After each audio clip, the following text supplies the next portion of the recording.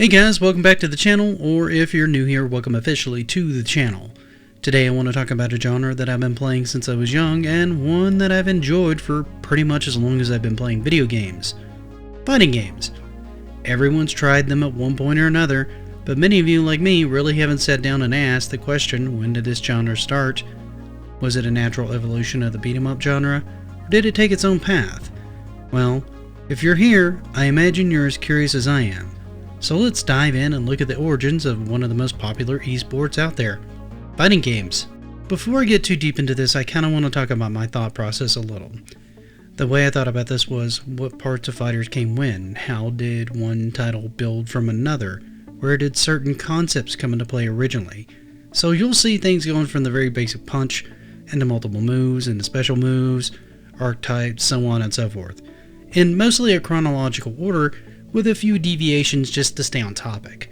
Hopefully by the end you guys will have a better appreciation of just how far this genre's actually come, and how many games have actually contributed to its growth and success over the years. Now, to most of us, our first experience in this genre was probably Street Fighter, a series that got its official start in 1987. And you'd be partially right, as this was one of the first titles to use special moves. In this game, you primarily play as Ryu in a single-player event, with his rival and former partner Ken jumping into the fray in two-player mode. If the second player won, they'd continue the rest of the game as Ken. However, this isn't really where the genre actually got its start. So let's talk about the very first game to pit two fighters against another, Heavyweight Champ. Heavyweight Champ was a game published by Sega in 1976 for the arcade. This is an interesting title, primarily because it was the first to feature two characters fistfighting each other in a boxing match. The game was a black and white affair on a 2D plane, with the characters almost looking cartoonish, particularly by today's standards. However, it was a start, and one with a particularly interesting control scheme. You see, the arcade cabinet had a boxing glove-like controller, one for each player. The players would move the controller up and down and then snap the controller inward to do a strike, allowing for high and low attacks with a very simple and relatively intuitive control scheme. Reception for this was actually pretty good, becoming the third highest grossing arcade game in Japan the year it came out, coming in just below Taito's Ballpark and Speed Race DX. It was so popular, in fact, it got a re-release in 1987, in the arcade again, but only this time it was a single-player experience. This time it looked a lot like another game you may know, Punch-Out! In this version, you would control a mostly transparent fighter, and using a similar control scheme to the original, duke it out. This game, however, would just be the start of a genre that would push past boxing and into the world of karate. You ready? Yeah. Expanding on Heavyweight Champ, Karate Champ would hit the arcades in 1984, using another control scheme that was very unique and add a ton of flexibility to the combat. You see, this one used 2 arcade sticks per player. This allowed them to face off in a karate tournament, and allowed for up to 24 moves. This doesn't sound like a lot, given the huge list of over 80 moves per Tekken fighter you see today, but it's an impressive step up from the very basic punches in Heavyweight Champ. This also introduced spacing and timing into the equation. No longer were you just standing and looking to do simple punches. Now you could move in and out, and use tactics and spacing to control the pacing of the match. You'll also notice that there's no life bar. There was a basic point system in this one. The person with the most points at the end of the match would go on to face the next opponent. How do you get points, you ask? Knock them on their butt. That's how you did it. This was a fairly basic fighter with reportedly a somewhat awkward control scheme, but it set a lot of the groundwork for what was to come shortly after it.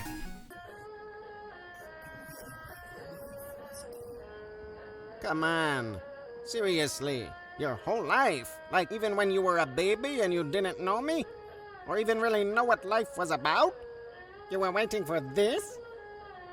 Oh! Coming in pretty close to Karate Champ is Yie Air Kung Fu, released by Konami in 1985. This was one of the first games to feature various different character archetypes for the main character Oolong to fight in various different arenas. This was the first time so many disparate fighting styles have been introduced into a fighting game. This was also the first time various different arenas were used, making it possible for the main character to fight all over the world. Also, you'll notice we now have a life bar with a KO in the middle. Yep, you guessed it, this is the first game to use a life bar. Now we look like a fighting game. I know what you're thinking, What kind of obscure system did this game use? Well, you might be surprised. It's more familiar than you think. Basic controls included left, right, jump, mid, high, and low attacks. Sound familiar? Should. It's very, very close to Street Fighter. You had fewer moves as long in this game than you did in Karate Champ, just 16 total. However, enemy opponents had even fewer, but to compensate they could fire projectiles and use weapons. As simple as this may look, it's a very important step in the development of the budding genre of games, as it introduced much of the structure that we know in fighting games today, from the light bar to different level of attacks, all the way down to projectiles and various different weapons. Much of what you see coming years goes back to this rather basic fighting game. But there's another relatively unknown fighter that came out before that called Shanghai Kid. This was released in 1985 as well, and introduced at least one key mechanic that would often influence other games even if by mistake: the combo system. In this game you only had the option to play as one fighter, and during the combat you would build up what's known as a rush meter by doing damage. Once it was full, you could do what was known as a rush attack, where you'd execute a series of punches and kicks in what can only be called the earliest combo system.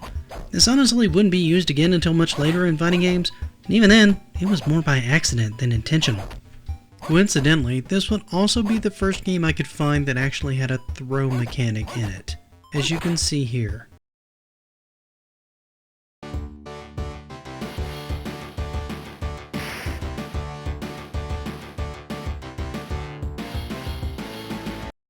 Okay, stick with me. This is where things get a little bit gray for a moment, and a bit out of order, but it works in context.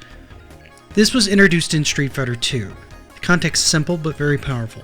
Player can actually cancel the animation of an attack into a special move, or from a special move into a super move, which didn't come into play till much later in the Street Fighter series. This allows for what we currently know as combos. This is a far cry from Shanghai Kid, which had a meter that allowed basically one simple combo to be done by hitting a button. These were more flexible combos that could actually be set up by the player. This was actually an accident or an exploit, if you will, that players utilized to link moves together. It was so popular that Capcom worked it in officially into all future releases of the series itself, and has since become a staple pretty much all fighting games, and was the main focal point of Killer Instinct that upped the ante on combo systems by setting up linkers that would naturally work together into special moves. And speaking of special moves, fighting games would continue to evolve past the ones previously mentioned, with the next step being Street Fighter in 1987. Yeah, I know I went out of order a bit, but we're coming back around. This had you playing as the iconic character Ryu in a series of battles across the world. Once again, you're limited to one player character, Ryu, unless a second player joined to do versus. If they won, they would continue through the game as Ken, the only other player character in the game. Both fighters played basically the same. The combat in this system now had evolved a more common 6-button system. This used in most fighting games today, with 3 punch buttons and 3 kick buttons, each with varying strength and speed indicated by light, medium, and hard. This was also the first time the player had special moves to discover. All of Ryu's now signature moves were implemented here, and according to most, were quite difficult to execute. However, it was a promising move forward, giving the player more tactics and options to use in addition to basic combat. This complexity would only increase with the introduction of Street Fighter 2. This game blew the proverbial lid off the genre. You had not one, but 8 various fighters you could pick from in a world tournament, with each character having its own stage, a holdover from Yie Air Kung Fu. The light bar would continue here as well as it did with Street Fighter, another holdover from Yie Air Kung Fu. However, in this game, the fighter had various different attacks with varied ranges, different speeds, and all unique special moves. The special moves were also easier to do, some challenging to do at first, like the Dragon Uppercut or Zangief Spinning Suplex, but once learned could be executed very quickly and reliably. On top of all this complexity came new techniques like Dizzy Mechanic. This would make the player defenseless after taking too many hard hits. Each fighter also had their own story and motivations for being in the tournament, with an ending that would be shown to the player after completing the game, which include beating each fighter, 3 sub-bosses, Balrog, Vega, Sagat, and finally defeating M. Bison. This was nothing short of a game changer and would send ripples through the industry. The special move system, dizzy mechanics, would show up in many games through the years. Crush your enemies, see them driven before you, and hear the lamentation of your women. Now, keeping mostly in line with our chronological order is Barbarian the Ultimate Warrior. This was one of the first games to introduce a few things. The first thing being the introduction of weapons into the primary combat. This was overall pretty basic, with each fighter only having 12 hit points total and a swing taking 1 life point away. However, it's notable for the fact that it's the earliest game I could find using weapons and to allow rolling. This allowed players to dodge or trip up their opponent, making it also one of the earliest instances I could find to do an evade. This makes it a fairly important, if mostly unknown, fighting game to give us so many firsts. On top of all this, a well-timed attack, you could actually sever your opponent's head from its body, something that really wouldn't hit mainstream till the likes of Mortal Kombat and Time Killers in the 90s.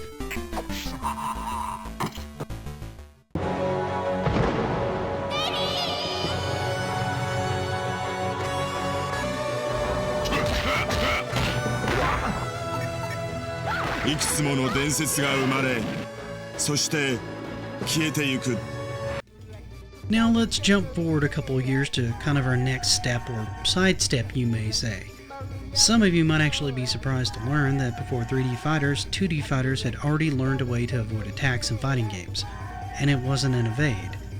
And honestly, it just wasn't very widely used, at least not this type. You see, in 1991, Fatal Fury would release and take a trick out of the beat-em-up genre to introduce a sidestep of sorts. You could change lanes from the foreground to the background, or even force an opponent from one to the other. This, to me at least, counts as a sidestep, if a fairly primitive one. It was removed in later entries of the game in favor of a now more traditional dodge rolling evasion structure, but the idea would go on to be used more in the 3D space, starting with Dark Edge in 1993, which is a sprite-based 3D game developed by Sega that had an 8-way sidestep mechanism. What about Virtua Fighter and Tekken, you ask? Well, neither one of those titles started out with a sidestep. Those were introduced later in their lifespan, neither of which came out before 1994. So now you guys can tell me in the comments, which one of these do you think actually classifies as a sidestep first? Fatal Fury or Dark Edge?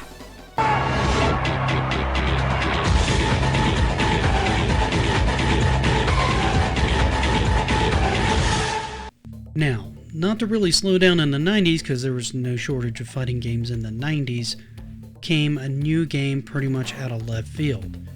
The release of Mortal Kombat. And I know some of you guys are saying there's nothing new that this brought to the table.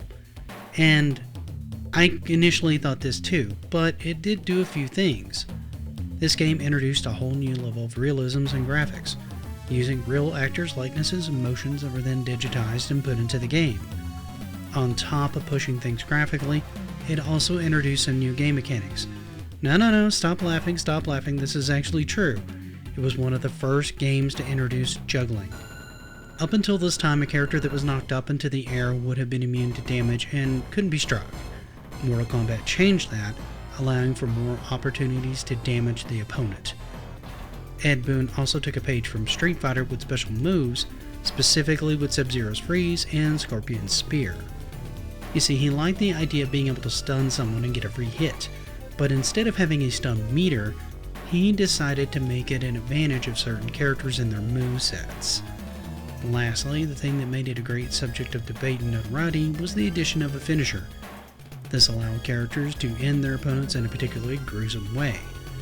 Now, this isn't exactly new, but it had never quite been done with specific moves for specific characters that required specific motions, making it a very unique take on it. Most of the mechanics we've talked about previously exist in this game, with the notable exception of it changing to a 4-button attack system with a singular button dedicated to defense, which helped distinguish the game further from its popular rival Street Fighter. Juggling itself would go on to be used in many more games, in particular team-based fighters like Marvel vs. Capcom, where the players could swap out and continue combos on the ground or in the air, and sometimes even keep players locked in the air indefinitely. As for fatalities, this would go on to influence things like Killer Instinct's Ultra combos, which are long drawn-out combos that finish off an opponent with a huge flurry of attacks, much like MK3's brutalities, and then even influence other games like Time Killers.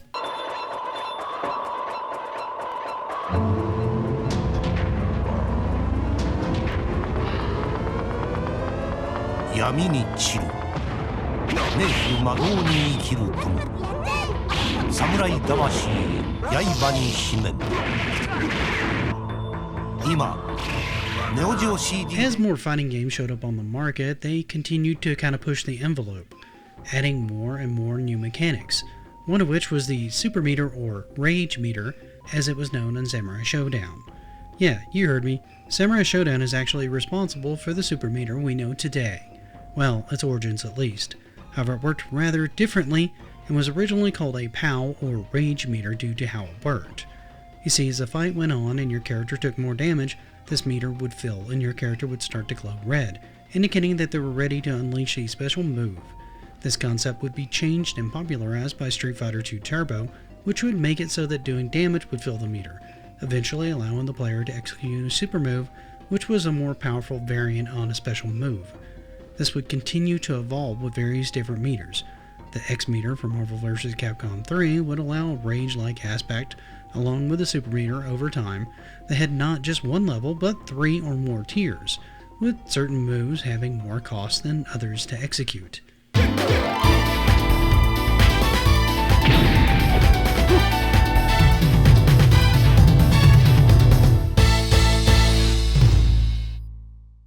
The same year the Super Meter was introduced, fighting games would enter a whole new dimension, the third dimension, with the release of Virtua Fighter.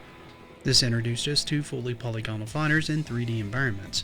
However, this first outing, while having fully 3-dimensional rendered environments and fighters, was really fought on a 2D plane as it lacked any ability to really sidestep and use the space provided. This would, however, show up in later revisions of the games, mimicking in a way much earlier games like Fatal Fury or Dark Edge. It did, however, reintroduce us all to a more grounded, realistic fighting style, and was the first step towards fighting in more on the 2D plane. This would usher in a whole new range of fighters, with Tekken, Soul Calibur, and Dead or Alive all stepping up to add new layers and complexity to this type of fighter.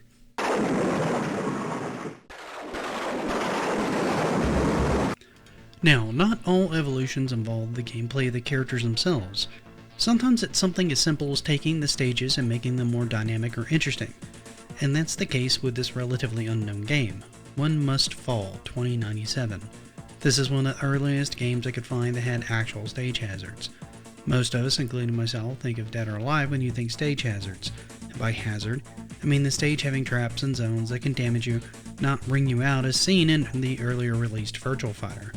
No, in this you would have electrical fences, airplanes coming in to do more damage to the HARs, human-assisted robots, the actual robots you pilot. This game also had some unique mechanics that are rarely, if ever, used in a fighting system. You see, since the main fighter was a mech, it could be upgraded with fight money won in the tournament structure that it was set up for, with new pilots available and various different training available for purchase for key stat increases. On top of this, you could also change pilots. This allowed you to adjust your stats somewhat by the combination of the two. It only introduced a couple of other techniques that are often given to games like Marvel vs. Capcom or Street Fighter 3. The super jump. In this game you could do a regular jump or press down and then up to double your jump height. This variation isn't as flashy as the Marvel vs. series, but it's most definitely one of the earliest entries I could find with this kind of mechanic, coming out in 1994. A year or so after One Must Fall, there would be another game that would try to innovate in stage design, Mortal Kombat. Now, the team behind Mortal Kombat was no stranger to using stages in creative ways, like the various different stage fatalities strewn through their games. But this would be the first time many of us would see a player punched from one stage setting to another, allowing players not only to do damage to their opponent during the transition, but to move to an entirely new backdrop as a result.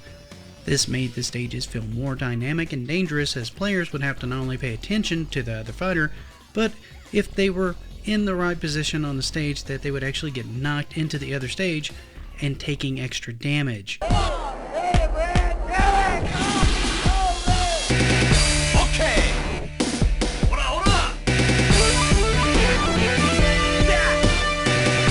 is another one I suspect some people may actually take issue with, but it's the earliest example of this type I could find. In 1994, SNK decided to make a fighting game starring characters from multiple SNK games.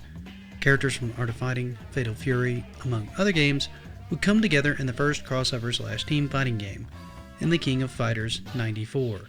This was the earliest game I could find where the player had 3 distinct fighters that they would use. When a fighter was down, they were down for the rest of the match. The last team standing was the victor. Unlike later entries, you couldn't choose your team and had a limited assist capability to help you out, holds and things like that. But it still stands as the first team-based game I could find. This would add a whole new dimension to the combat, forcing the player to learn not 1, but 3 fighters. This concept would go on to be introduced in other popular fighters such as the Marvel vs. series and Dragon Ball FighterZ. The ability to tag players being introduced also added more complexity to this type, and more combo variations, making for some of the most frantic and complex fighters on the market today. Well, there you have most of the evolution that I could think of that's actually happened to fighting games from a mechanics and stage perspective. Most everything else I could think of were variations on themes described above. Are there any I missed though? Did any of these surprise you where they came from? Let me know in the comments. If there's enough, I might actually end up doing a second entry in this to fill in any gaps.